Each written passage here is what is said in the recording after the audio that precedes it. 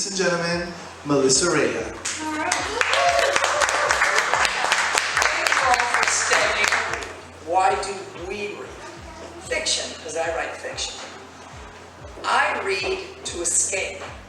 You know, I had for very many years a dental practice, and that's a combination of business and torture. And I didn't have time to think about much else.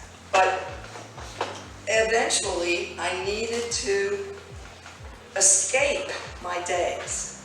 I couldn't take home the, like little chunks of tartar in my hair and, just weird stuff. I needed to leave it all behind and go somewhere else. Television, I don't know, I feel like for every hour of television you watch, you lose 14 brain cells at least.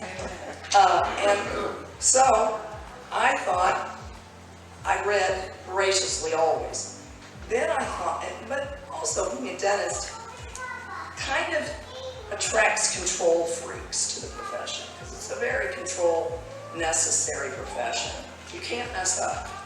And I thought, wow, wouldn't it be great to create this whole world that you can control? You escape to it and you control it.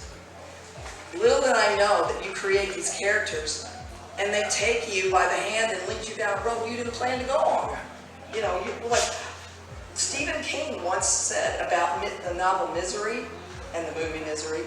He created the character, and he was going to have her murder the James Caan character at the end. And he said, she just wouldn't. That's not her. And really, it's Kathy Bates, and Kathy Bates wouldn't murder anybody. She might break your legs, but she's not going to murder you. So I began to create worlds and escape. Today we're celebrating Pool of Tears, which is a book 2 in a series. But I'm going to tell you a little bit about my other books first. A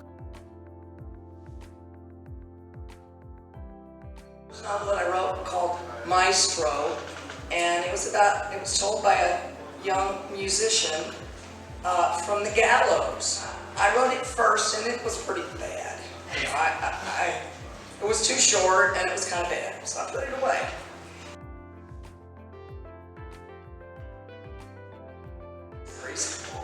Yeah, the one we're celebrating today is the second book. But for you to know the main character, I'm going to tell you a little bit about the first book. You don't need to know, but last night, clothes began appearing in Alice Hightower's closet at sunset. She might find bell-bottoms from the 70s, or a beaded flapper's dress from the 20s, but they fit her perfectly. She slips on the outfits, opens her balcony door to another place in time, where extraordinary gentlemen fill her nights. We've talked a lot about God today. God didn't invent Eve just for picking apples. So,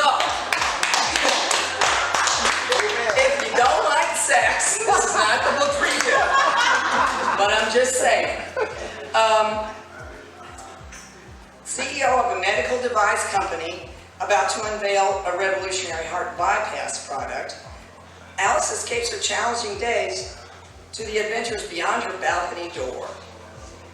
How could her smoldering vice president of sales or her fascinating assistant compare to Tweedledum and Tweedledan, twin doctors from the 70s? You see that Alice in Wonderland thing? She goes to these places each night, and there are Alice in Wonderland tie-ins, but in a grown-up way.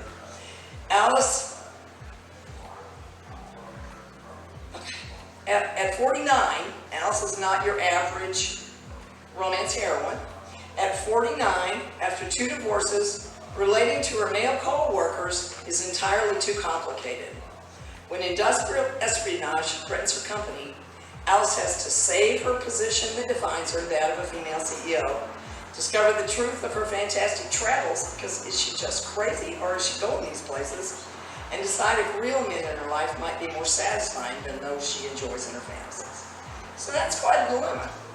And she has to deal with industrial espionage and men, so what can I say?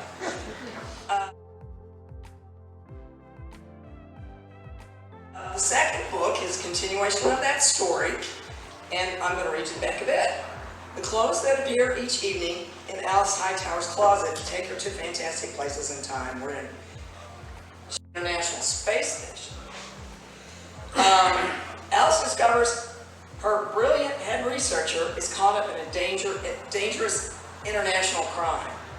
Rather than swim in a pool of her own tears, like Lewis Carroll's famous character, Alice, she must recover from life-threatening injuries, heartbreak, while developing new projects to restore her company's reputation and her position to CEO. So, those are my books. Now I'm going to tell you.